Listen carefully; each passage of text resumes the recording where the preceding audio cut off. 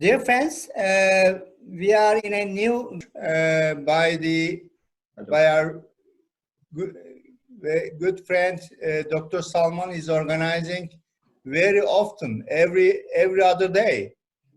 So this time we have a very distinguished speaker, Dr. Atul Goel. You all know him from his great contribution to craniovertebral junction surgery. This time, since this webinars are for residents and junior neurosurgeons, this time he will tell us the radiological diagnosis, problems of radiologic diagnosis of craniovertebral junction problems. Yes, Dr. Atul Goel, we are listening. Okay. Okay.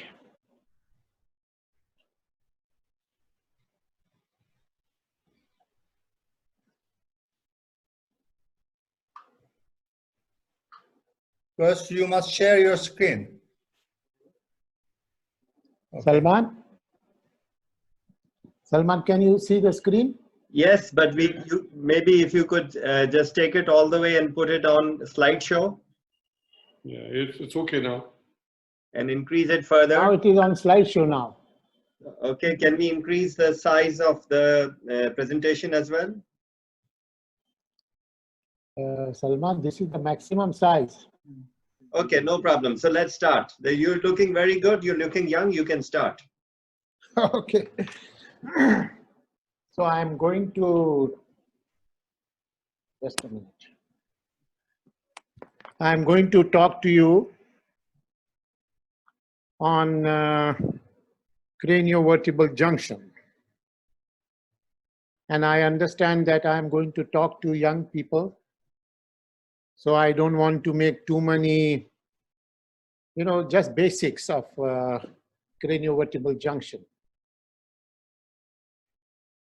As you all know, craniovertebral junction is an extremely complex and possibly a very dangerous subject. And if you have to treat these kind of people, you have to know absolutely well the intricacies of craniovertebral junction. Now, Salman. Yes, Atul. Now, if I remove my earphone, you can hear now? Yes. Now you can hear? Yes, we can hear you very well. Okay, yes, so I'll remove this because it is disturbing me a little bit. Sure, sure. So craniovertebral junction is a very complex subject. And if you are going to do it, you have to do it absolutely perfectly. Because there is a possibility of giving new life to these unfortunate patients. You give new life, completely new life. And that new life they can achieve in the evening of operation. And gradually they come back to their family and come back to their normal life and they become members of the society. On the other hand, if you create any small complication, it can be an absolute disaster. You can create a person who will say, doctor, please kill me. Relative will say, doctor, please kill one person. Means to that extent, the complications are absolutely devastating in craniovertebral junction. So if we have to do it, we have to do it properly because there is a possibility of giving new life to these people. Craniovertebral junction is at the junction of head and neck. And as you know, craniovertebral junction is the center for stability and center for mobility of the entire spine. If you see, this is the atlas, and the transverse process of the atlas is the largest transverse process of the entire spine in relative terms. If you see the spinous process of the C2, It is the largest spinous process of the entire body. So all the rotatory movements happen in the atlas. You see this, the muscles are attached. The other thing that we all know is all the muscles are attached behind. Anteriorly, there are very few muscles. Anteriorly, there are very few muscles. All the muscles are attached behind, and they are attached to the largest transverse process and the largest spinous process. So this caters to the rotatory movement, and this caters to flexion, extension, and also to an extent rotatory movements. Occipito-atlantal joint. Occipito-atlantal joint is the most stable joint of the body, most stable. And atlantoaxial joint is the most mobile joint of the body. You see the facet of atlas is round and flat, round and flat. So it caters to circumferential movements, and also because it is flat and round, there is a possibility of instability at the craniovertebral junction at the atlantoaxial joint. So when I refer to craniovertebral junction instability, I refer to atlantoaxial instability. Occipito-atlantal instability is a very, very uncommon subject. In some high degree of trauma or in some syndromic children, occipito-atlantal. Otherwise, all craniovertebral junction instability occurs at this flat joint of atlas and axis. Atlantoaxial instability is equal to craniovertebral junction instability. And I may not be incorrect to state that craniovertebral stabilization means atlantoaxial stabilization. If you say craniovertebral junction is unstable, it means that the atlantoaxial joint is unstable, and it means that atlantoaxial fixation is necessary.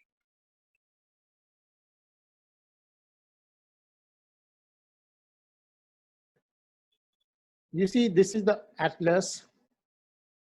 These are the facets. This is the vertebral foramen, vertebral artery foramen.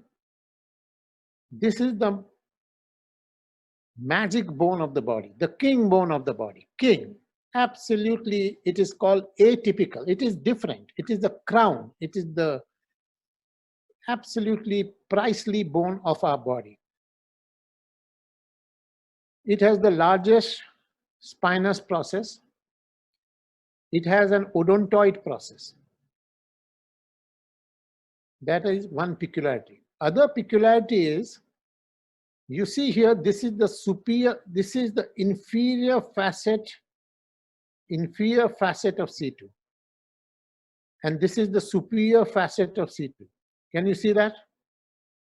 So superior facet is anterior and inferior facet is posterior. So this is a peculiarity of C2 vertebra. All the other facets are one above the other, like if this is inferior, one above the other. But this one, inferior facet is here, superior facet is here. And vertebral artery foramen is here. And odontoid process. This bone is one bone which the whole body is afraid of. And I will discuss why the whole body is afraid of this small little bone. And there are so many things that happen when this bone becomes abnormally inclined. If you hold the bone in your hand, this vertebra in your hand, you see this is a soft part of the bone. Odontoid is soft part of the bone. This is soft part of the bone. The hardest part of the bone is the facets. The facets are the hardest and the strongest part of the bone, of the vertebral segment. All the muscles attached to the C2 spinous process or anywhere in the spine work on the facets. And facet is the fulcrum of all movements of the spine. And facets is the strongest part of the spine. So I had written a smallish paper on facts about facets. So just to introduce to the young residents, they might not be aware, or they might just be aware of this article of mine, which we had written, which was published in 1994. I had written actually this article in 1988. And you will be surprised that I sent this article for publication in all the journals of the world, including our own Neurology India.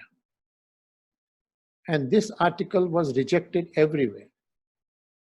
Till the time in 1994, this article was published in Acta Neurochirurgica. And now you will be surprised to know that this is one of the most highly cited articles in the world of spine. The issue in this thing is, my screws are going in the hardest part of the spine, and that is the facets. So one screw I introduced in C1 and one screw I introduced in C2. And initially we had described these kind of plates.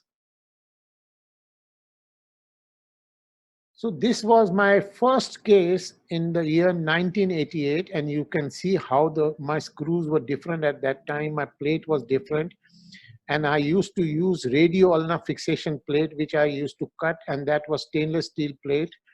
One screw here, and this is the fusion.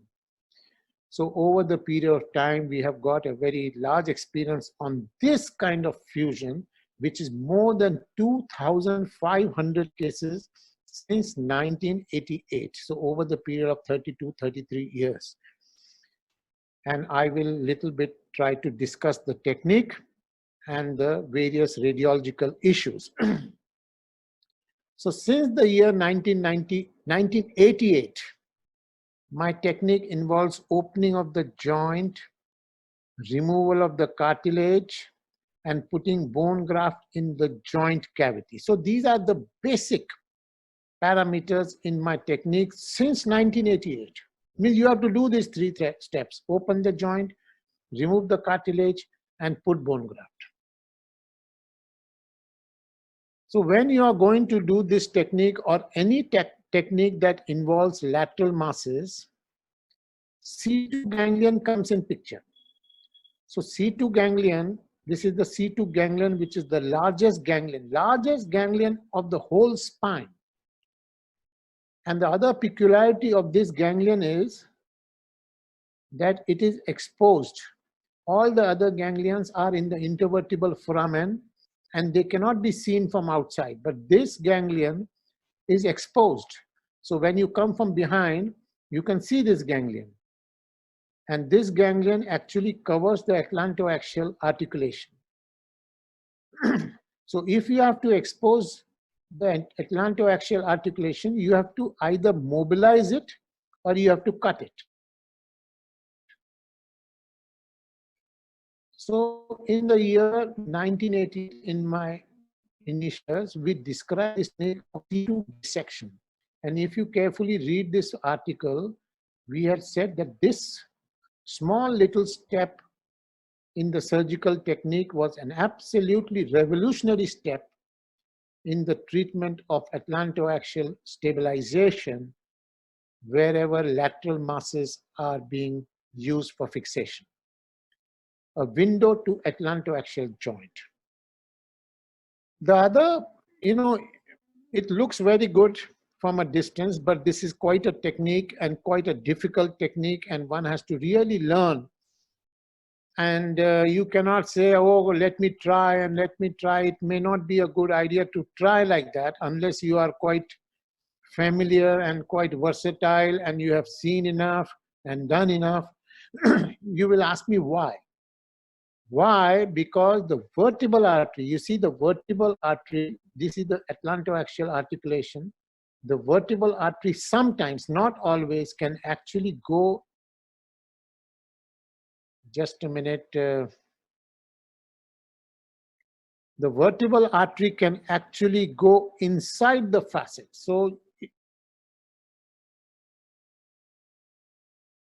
if you are going to introduce the screw, you can actually damage the vertebral artery. So vertebral artery anatomy is one thing which makes this technique a little bit difficult.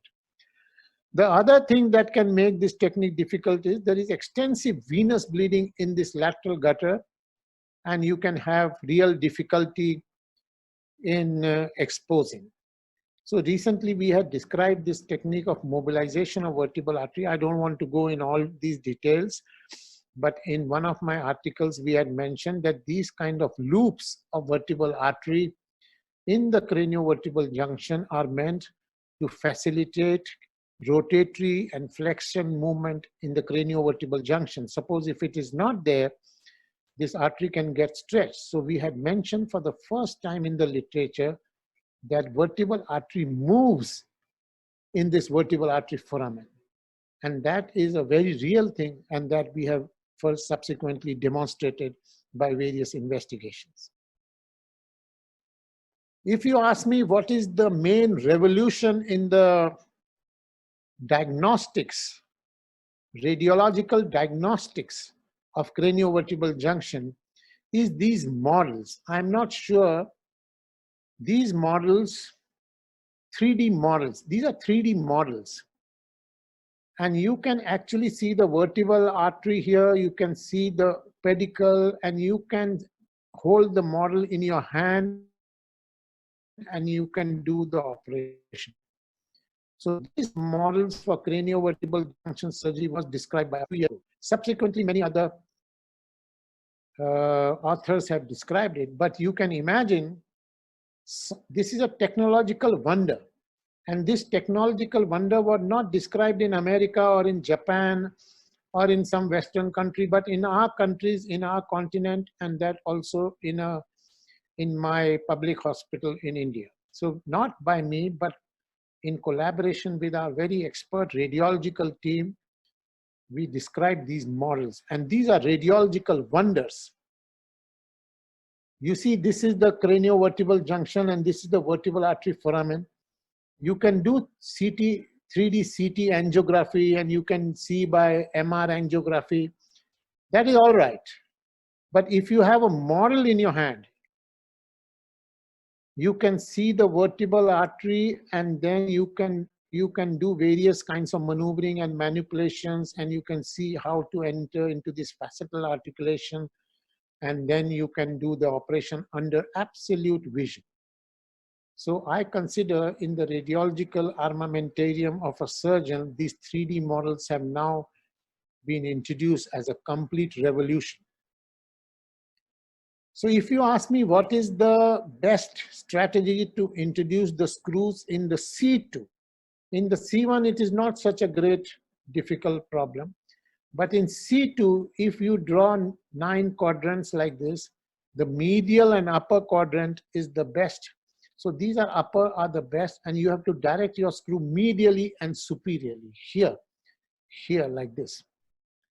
Now you see this medially and superiorly, this screw.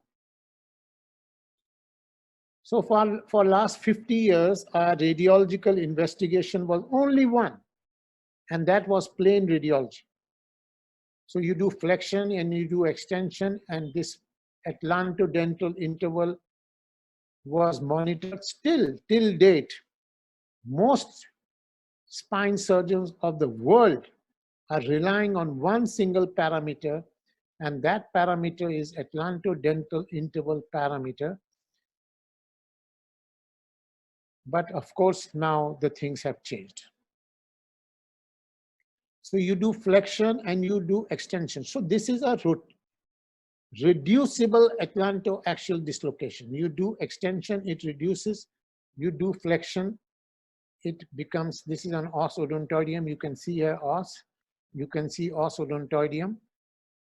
In flexion, there is a big dislocation. In extension, the dislocation has reduced. Now you see this beautiful case. In extension, it is reduced. And in flexion, it is like a piston.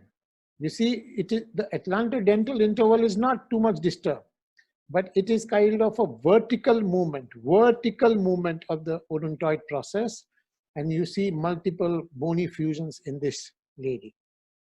So we had described this entity of vertical, mobile, reducible completely or irreducible atlantoaxial dislocation. Now you know this entity of bifid anterior and posterior arches of atlas. In this article, which was published in Neurosurgery, if you read it properly, we had said that bifid, the presence of bifid is a dynamic process. So when you do flexion, the bifid opens, and when you do extension, the bifid closes. And there is no question in my mind. And I tell you, whatever statements I'm making are not speculations. They are absolutely on the basis of, as you can imagine, 2,500 cases of just C1, C2 fixation. So on my basis of my experience, I'm giving you these statements that bifid is a dynamic process. And when you do extension, the facets go laterally. So we had described this lateral dislocation. So we described vertical dislocation, we described lateral dislocation. So the facets go laterally and they are in a different alignment in cases of bifid arch of atlas.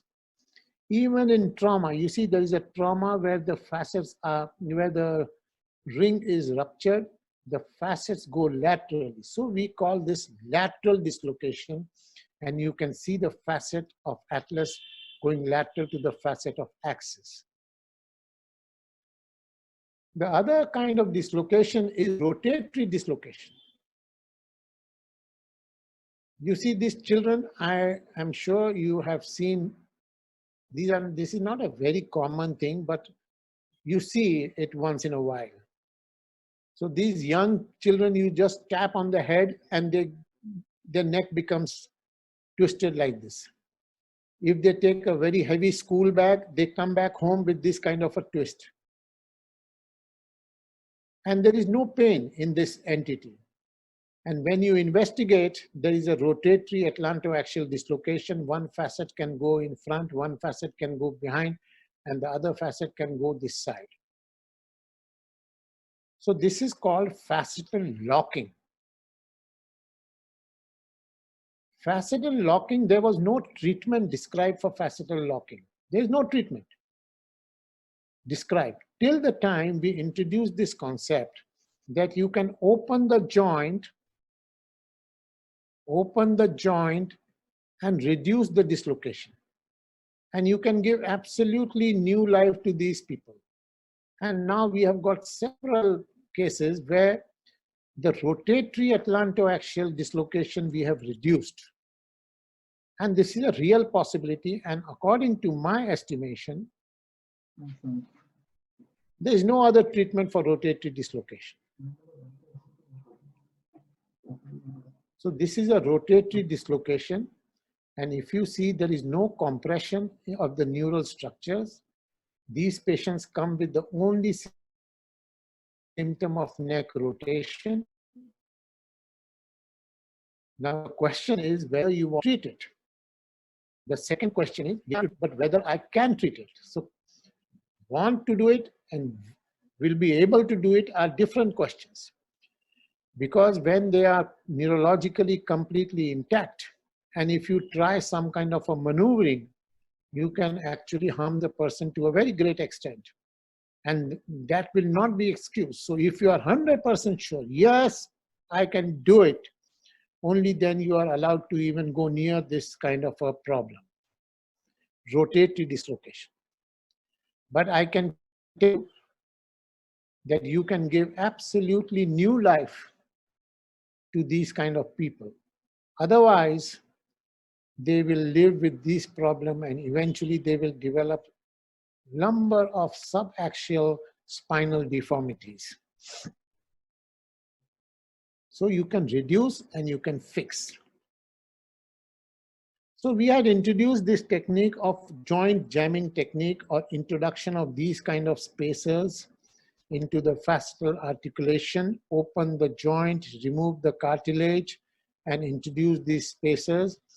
Now, of course, over the period of time, I don't use spacers in a number of cases.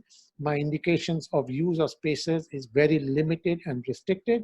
And if, of course, this is today, I'm not talking to very senior people on this subject, but maybe if Salman gives me another opportunity, I will like to discuss more intricacies about how and when and whether and the various kinds of instrumentation that is necessary. Another entity that we all know and we have heard for a very long period of time is the entity of fixed atlantoaxial dislocation. Fixed.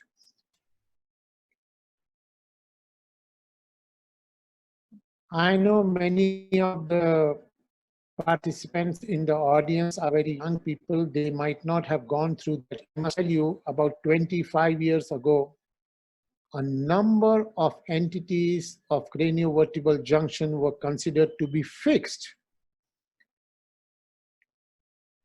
And if you ask me what is my biggest contribution of my own life is, I wrote in this article in Journal of Neurosurgery, which was published as cover page, I said that nothing is fixed. And we said in this article, it is not only not fixed, it is abnormally mobile and hypermobile. And it needs to be fixed. So I hope you understand what I'm saying is, this entity, which was a very common entity, even now many people think about this entity, about fixed dislocation. So we introduced this very novel concept 20 years ago, that nothing is fixed. Open the joint, maneuver and manipulate the facets, and you can reduce the dislocation. So in flexion and in extension, it is a fixed atlantoaxial dislocation. Now if you think it is a fixed dislocation, then the only treatment is either remove this bone from here or remove this bone from here. So decompression was the treatment. And I will also, in my subsequent lecture, if Salman gives me, I will like to discuss this issue about decompression. Now this, if you do, according to my calculation, if you do transoral surgery for this entity, is an absolutely nonsense that you are doing. It is better, and believe me, I will suggest to you, if you are doing transoral, you are harming the patient, please don't do it. This is my recommendation. You should not actually follow. But this is my recommendation. Please don't do transoral surgery. I have completely abandoned transoral for removal of bone like this. There is a possibility of opening the joint, open the facet, maneuvering the facet, and then do atlantoaxial fixation after reduction. This is another case of fixed dislocation. There is a possibility of complete reduction and fixation. Salman, hello. Yes, Atul. Salman, how are we going time-wise and all? No problem? Like to take another 10 minutes? If I can, I will continue till night, if you permit. If you want me to stop, I will stop now. No. You have to tell me. Let's go for another 10 minutes and then Mehmet and Tariq will take it from there and we'll ask questions. Okay, whenever you want to stop me, you raise your hand because I cannot hear. I'm not using the earphone. Okay. So I am removing the earphone. You raise your hand, okay? I will raise my hand and I will get Mehmet to raise both his hands. Okay. So the Okay. question of Please go irreducible on. or fixed dislocation is a big question in the subject of craniovertebral junction. No need to do transoral surgery for any craniovertebral junction anomaly where their instability is the issue. I know many of the young people in the audience will not know the controversies which completely envelop the subject of basilar invagination. And this basilar invagination also is a subject of my very great interest for a very long time. And in the year 1998, I had written this article, which is also very heavily cited in the literature. We had divided basilar invagination into two types. And you must remember in 1998, the concept was in 1998 that basilar invagination atlantoaxial joint is fixed. Atlantoaxial joint is irreducible. Did you understand what I'm saying? You please raise your hand if you have understood it. Please, every one of you, please raise your hand if you have understood what I'm saying. Please, please, please. I did not see one hand. And let me name that hand. Oh, this is, okay. So the question was, this was considered to be a fixed anomaly, fixed. So we divided this fixed anomaly on the basis of Chamberlain line. Chamberlain line is from the from the palate, hard palate to the foramen, posterior border of the foramen of magnum. So this is Chamberlain line. If the odontoid process is more than 2.5 millimeter, that is called basilar invagination. If you draw a similar line, the basilar invagination is much severe here, but the compression is not there. Here there is a severe compression. So we divided this into two groups, in one where odontoid goes up and one where tonsil comes down. So this was my classification, which is very highly referred to, and you can see more than 400 and even more citations now. Because the entity was considered to be a fixed atlantoaxial dislocation, even in my own article we had described that these kind of patients need transoral decompression. And these kind of patients need foramen magnum decompression. So this is what we had described. The issue of instability was also described, but not fixation. If you can read, there is some fixation was also mentioned, but it was quite a bit of a controversy at that time, 22, 23 years ago, and this was a retrospective series of 190 cases. So basilar invagination is identified by various lines, by Chamberlain line, which goes from hard palate to the foramen magnum.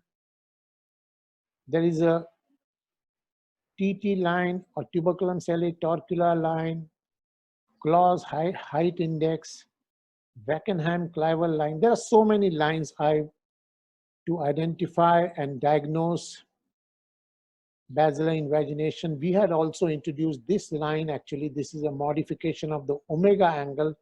I drew one line along the hard palate and one line along the midpoint of C2 like this. And then I drew this angle and I called it a modified omega angle. Now comes 2004. And I introduced another classification. And here we divided basilar invagination into two groups, Group A and Group B. In Group A, we said that this is not stable. We said that this is unstable atlantoaxial joint. In the year 2004, I still said that this is fixed. This is not fixed, this is unstable, this is fixed. So we recommended fixation for this, and we recommended decompression for this. For this entity, we call group A basilar invagination. This entity we call group B basilar invagination. And we introduce a new term which is called craniovertebral junction realignment. Craniovertebral junction realignment. We introduce a new concept. The concept was this kind of basilar invagination, you can actually realign. So this is basilar invagination. Open the joint, distract the facet, and you bring the this realign the craniovertebral junction. This is basilar invagination. You realign the craniovertebral junction. And now I am doing these kind of operation on a very regular basis. In the year 2019, I did 250 craniovertebral fixations in 1 year. In 1 year, 250. So my numbers are actually, in this lockdown period, my hands are actually twitching, and I don't know where my patients have disappeared during this period of time, but they must be, I'm sure they must be suffering. Friends, for this. So I said that basilar invagination we divided into 2 groups.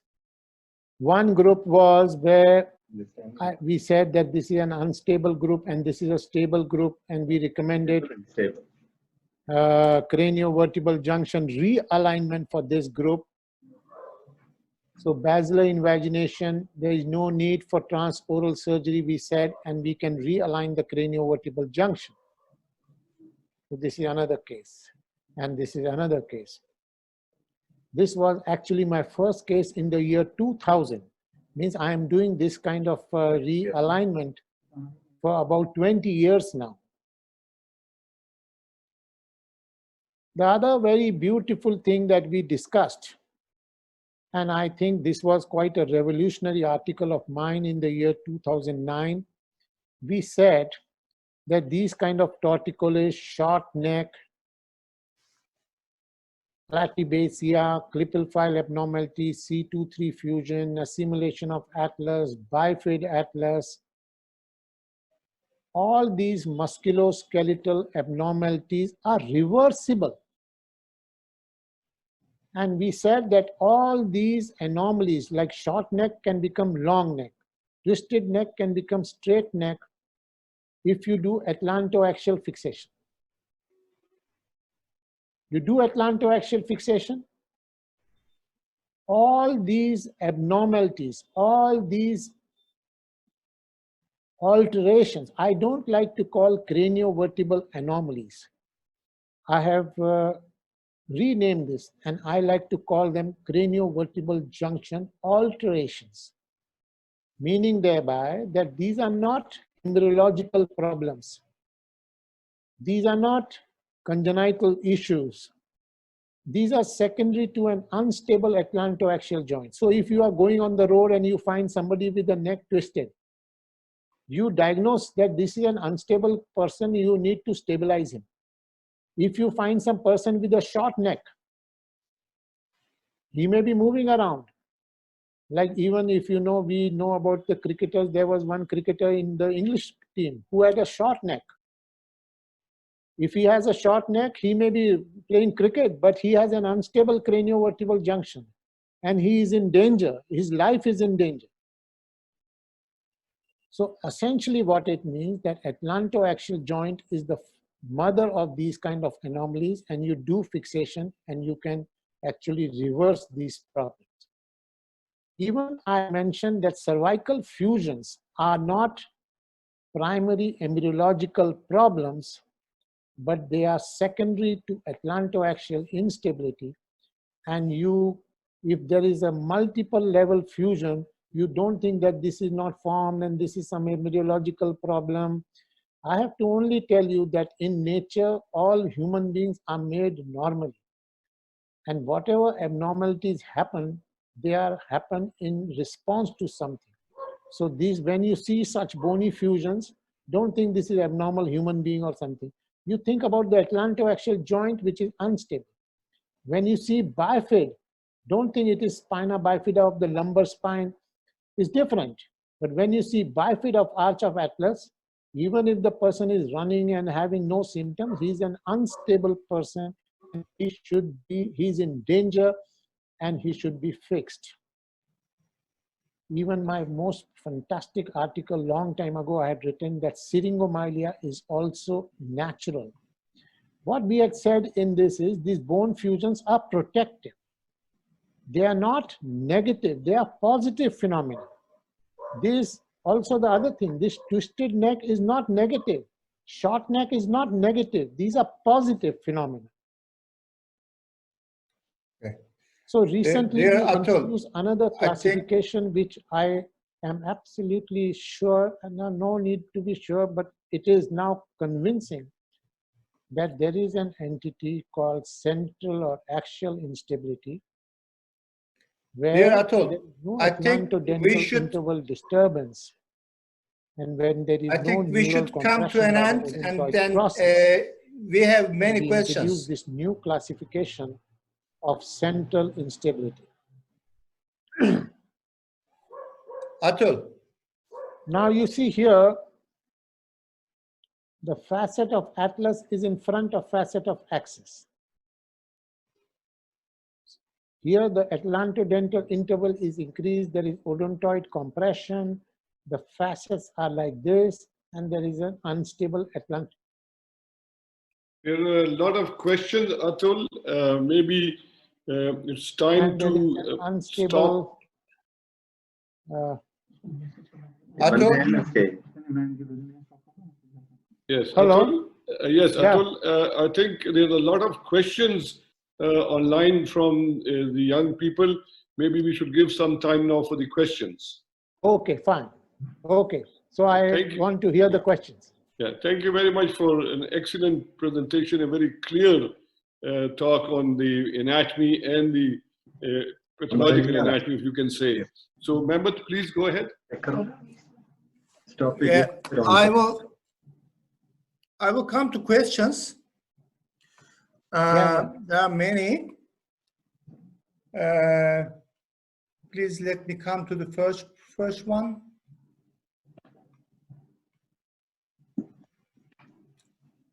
Yes.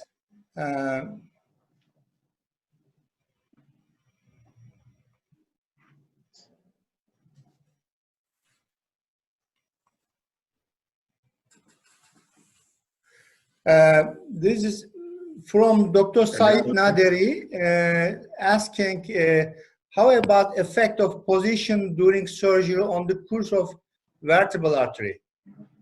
The position and the vertebral artery, patient position.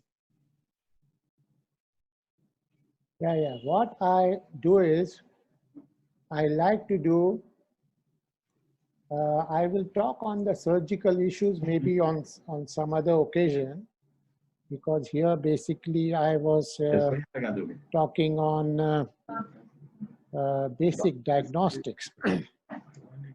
But vertebral artery is a very mobile structure. Vertebral artery is a very highly mobile and it has dynamic relationship. So when you do flexion, it moves. When you do rotation, it moves. When you do extension, it moves. It has a very rotatory kind of a very mobile kind of thing. So what my position is, I do under prone position, obviously, and my head is under traction, and the head is essentially in neutral position. Said Dr. Naderi, I will like to show you my surgical technique maybe as we go on in this presentation, or maybe on some other occasion. Okay. Another one is that is perfect reduction in craniovertebral junction anomalies is the goal of surgery. In certain cases, one is not able to achieve a picture perfect reduction, but patient improves, is relieved clinically. Should one be disappointed? No. This is a very fantastic, you know what, Mehmet? This is one very fantastic question. Very fantastic question, and I will like to answer this question. When there is a incomplete reduction, it is no problem. But when it is incomplete fixation, it is a problem. Aim of operation is stable fixation. Aim of operation is strong fixation. Realignment is all right, but the aim is a solid, strong fixation. And if you have incomplete reduction, it doesn't matter at all, zero. Okay. Dr. Satya again is asking to elaborate your choice of spacers. Spacers, as I said to you, spacer, use of spacer, we described for the first time in the year 1999. And now these spacers are patented on my name actually. But still I will not say use it, because I don't use it very often. I use it in very select conditions. And actually, you know what, in my presentation, I have shown in which condition I use it, but in very rare situation where I'm not able to do solid atlantoaxial screw insertion in C1, or when the distraction I need, I can distract and reduce in some select situations. I will show you, Tariq, in my subsequent part of my lecture. Thank you. Mehmet? Yes.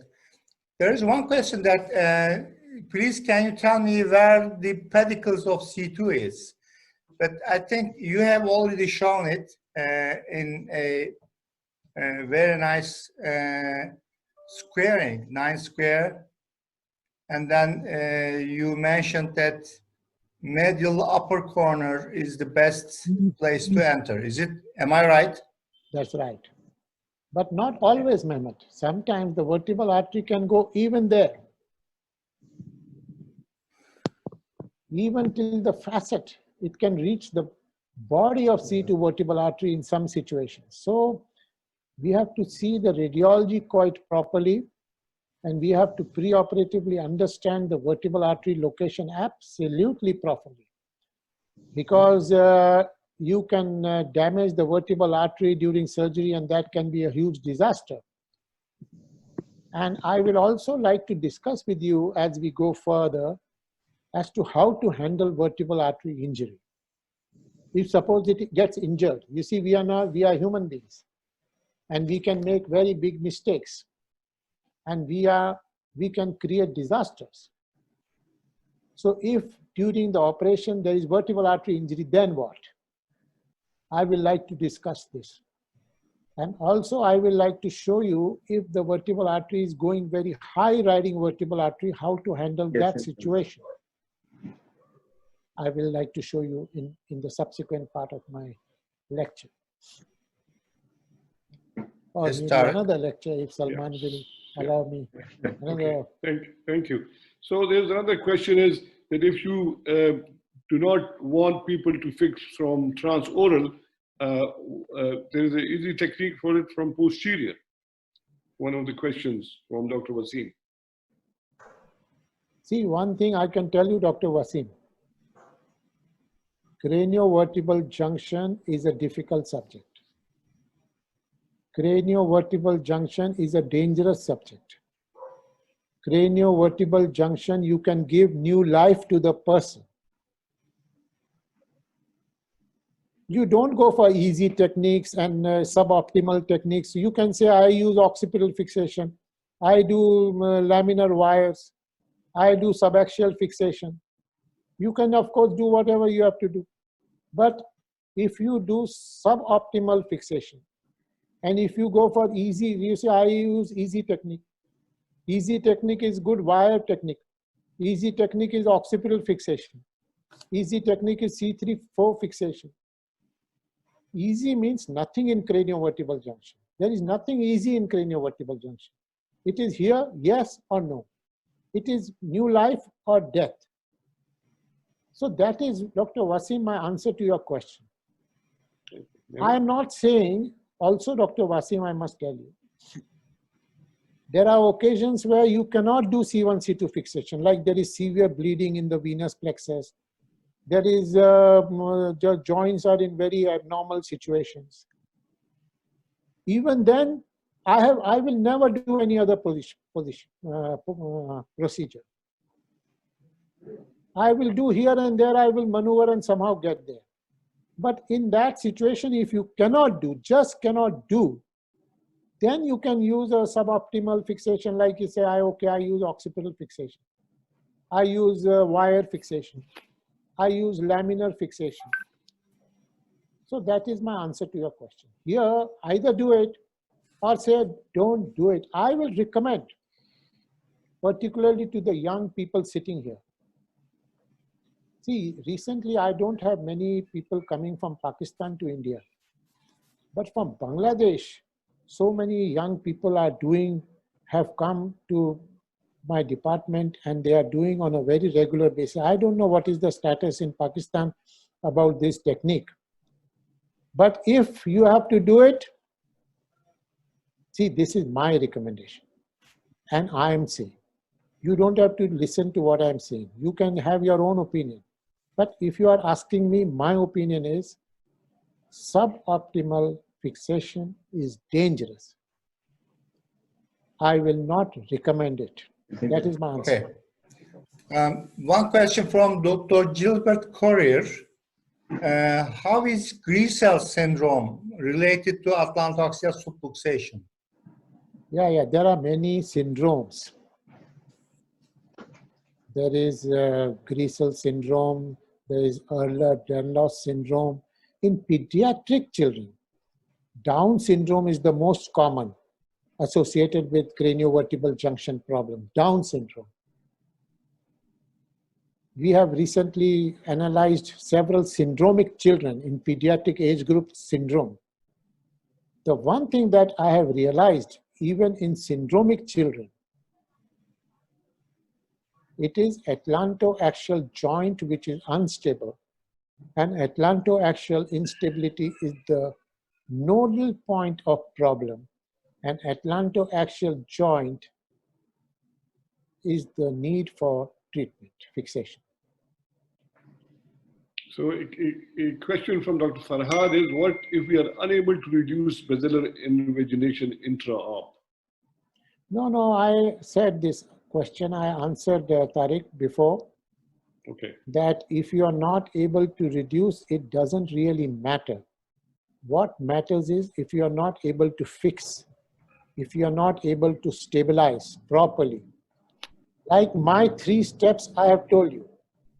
My 3 basic steps are: 1, open the joint; 2, remove the articular cartilage; 3, introduce the bone graft in the articular cavity, and then do fixation. These are my 3 basic steps. If you are not able to do these 3 basic steps, if you are able to do basic steps, and you will not believe, Tariq, what I do is I don't even do intra-op radiology now. I don't bother about reduction or reduction of basilar invagination. I aim is do fixation. Solid. And the fixation has to be, believe me, Tariq, I work in a public hospital like you have worked all your life. And I have seen Salman's hospital, I have seen Dr. Juma's hospital. We are working with poor people basically. And there is no need to be high and mighty in these situations. When I say, I really mean it. I say, you have to do fixation. And you have to do solid fixation. There is no excuse for that. If you're not able to do fixation, like it is possible sometimes, that you're not able to do fixation, or strong fixation, then of course you have to do some other kind of fixation like occipital fixation, or use laminar screws, or I will give you subsequent lectures some other options what to do. And I will show you how to do when you are not able to do, say for instance, C2 screw. Say for instance, you are... Give a summary yourself to the young students. Yeah, actually, Atul Goel has nicely described the very variable anatomy of the cryoinvertible junction. This region is quite a unique region because it provides big rotational movements of the head, and then the vertebral artery has got a feature to nicely elongate during those rotations. And the crucial is knowing the anatomy, I think. So we've got Atul back. We got the connection from Atul. I will ask one question. There are many questions, but one is that how do you find entering the joint anteriorly from ventral and fixation from anterior? How do you find it? See, fixation from anterior. And placing a spacer or distraction from anterior. You see, I have not done, you will be surprised to know that several years ago, I had described one anterior fixation from clivus to C3 long time ago. I don't recommend it. I don't recommend it. Because of various reasons. I know some people are doing, I know some people have got a good experience in this now. I don't want to particularly go into that subject too much. But I don't do it, I don't recommend it. Thank you. That is my answer. A number of people have been asking about the choice of the screws, the length of the screws, etc. See, I have to show you all this. Maybe I will do a video presentation once your main sessions are over. Maybe some other time I will give you a video of my case and things like that. Okay. I think, Atul, it might be a good idea to do have a couple of interesting cases with maybe fixed and non-fixed, unstable versus stable, and can show different variation in treatment. Yes. Salman, before you put me off, I will tell you, don't use this term fixed now. Okay, type 1 and type 2. Yeah. Yes, Mehmet. One more question. How do you manage C2 ganglion? Do you mostly cut it or save it? If you cut, where do you cut it from? See, most important is to know that you can cut it. I can't hear you. Most important, yeah, you can hear now? Now? Yes. Yeah. Most important is that you should know that you can cut it. That is the most important thing. And whenever you have your exposure is not to your great satisfaction, you cut it. That is the answer. You don't compromise on your exposure. Because in this operation, compromise is not possible. You compromise and you create desire. No compromise. So if your exposure is not good, if you are not able to see the C1 facet properly, if you are not able to see the region properly, then you cut the C2 ganglion. It more often happens in cases of severe basilar invagination. It happens when there is assimilation of atlas. It happens when the clivus is very acutely angled.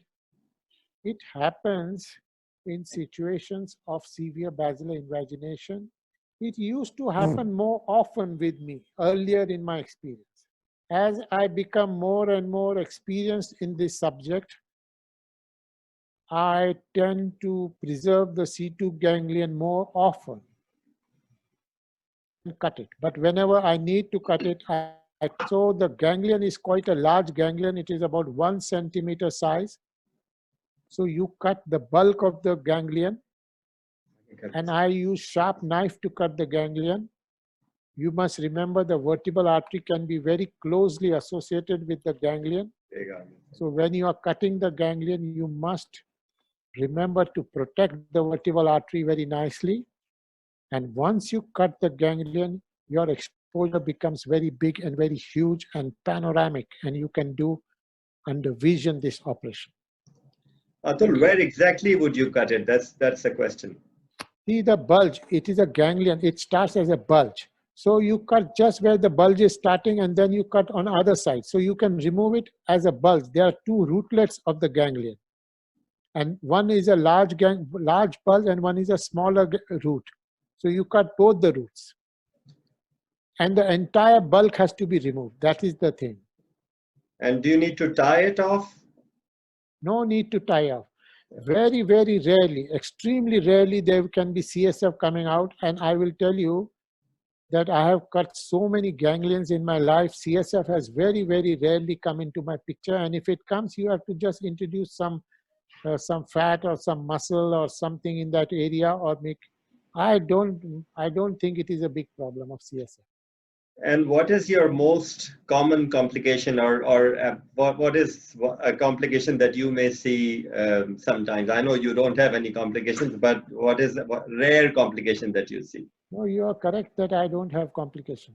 I know. You are not wrong. But I am a human being. I am not, beyond human. And I have worked hard to achieve whatever I have worked hard. You understand? Now you will ask me about what can be the complication. Complication can be during operation. You operate and you have serious bleeding from the venous plexus. You are not able to expose. That is one thing that can happen. Second thing that can happen is there can be a vertebral artery injury that can happen. And vertebral artery injury, I have damaged, to tell you, several vertebral arteries in my career of now more than 35 years of fixation. Since 1988, I am doing this procedure. And I have damaged several times vertebral artery. And you can have a complication of vertebral artery, you can have death following surgery. You can have a patient who comes out, he's conscious, but after 6 hours, he's dead. You can have this complication. And I have in my own career complications related to vision. Like you damage the vertebral artery, post-operatively person says, my vision in one eye is gone. So that is the most disastrous complication you can have. So essentially what you have to do is you have to know vertebral artery. Essentially what you have to do is you have to do it nicely, beautifully, confidently. You have to have confidence in this operation. You cannot say, let me try and let me experiment, let me do. Of course, you have to begin that way. But there should be a confident beginning. Particularly young people who are sitting, I know there are some senior people here who are with me. But I am not, my answer is directed to young people. In neurosurgery, confidence is the key issue. You have to have confidence, and confidence cannot be idiotic confidence or nonsense confidence. It has to be based on very hard work. It has to be based on struggle throughout your life. It is not, neurosurgery is not one day affair that you work, okay, good. Neurosurgery is a great leveler. Today you do a beautiful case, tomorrow you have a wonderful disaster. You can never be very happy in this subject of neurosurgery. You have to walk straight and tall, but you have to look towards the ground. You have to walk with great confidence, but you must remember that you are not God. That is the thing, spirit, that we must have. There was a question regarding your experience on spontaneous resolution of syrinx. with persistent tonsillar herniation in a patient with asymptomatic Chiari who was not willing for surgery? See, I have to, Salman has to give me another lecture because there is Chiari malformation is a great subject of mine. And you are saying syringomyelia is there and Chiari is there. It is asymptomatic. But should I tell you, Tariq, that when there is syringomyelia, when there is Chiari malformation, the person needs surgery. The person needs treatment, even if he's asymptomatic. He says, I am asymptomatic. Okay, you go ahead. If you say, I am small, I am having short neck, but I am going ahead, you please go ahead. But you must remember, you can have a disaster. You can have progressive symptoms. Of course, for an asymptomatic patient, nobody is going to say, okay, come for big operation. But he will develop symptoms. He will develop some symptoms. He got investigated not just because he wanted to, because some symptoms must be there. Some pain in the neck, some fingers twitching or tingling in the hands. Some symptom must be there. That is why he got MRI done. So I don't believe in this issue of asymptomatic syringes. Thank you. I think Salman will have to give a number of lectures to Atul in the very near future so we can tune that. Mehmet? Mehmet? Yes, Mehmet? I think we have some connection problems, and the voice I hear is not very nice. I think it was a great meeting, and we can cut it here. What do you think, Tariq? Yeah, thank you very much, Atul. It was an excellent presentation and really a lot of questions. And you know what, Tariq? Yes, Atul. Once upon a time, I was very famous in Pakistan during the time when Juma and you and various people in Pakistan, I used to travel so many times. I used to come 3 times to Karachi, to Quetta, to various cities of Pakistan. But unfortunately, these political issues in our country will never get solved and my visits will never occur. So the best way to communicate is this Zoom thing. And Salman, I will be more than happy to talk on various subjects. You just don't limit me to craniovertebral junction. I will give you various lectures on skull-based tumors, on cavernous sinus, which I used to give during that time in Karachi and all. I will still like to give you when I come, when I talk to you on the next show. So Salman, my date, you have booked me for the next several shows. For the young people in Pakistan, they should know me. They should not, Pakistan should not forget me. Atul, you will always be with us. If you remember, you have lectured to our residents in our hospital, and you spend 2-3 hours with them. And this is like, we're talking about 8-10 years ago. Not 8-10 years, Salman. That was more than 18 or 19 years ago. Wow. Okay. So, and hopefully we can do that again. But what we will do is we will have another talk from you in about 10 days. If that suits you, you give me a topic, and I'm sure we can persuade Tariq and Mehmet to come as a host again and help us go through those. Wonderful listening to you. Thank you very much. Thank you all. Thank you, young friends. And thank you, my dear friends. Atul, thank you. Bye-bye. I want to close the session by telling 2 things. You had 230 participants. This is the maximum amount of people I've ever seen. Second, I will read one comment about you.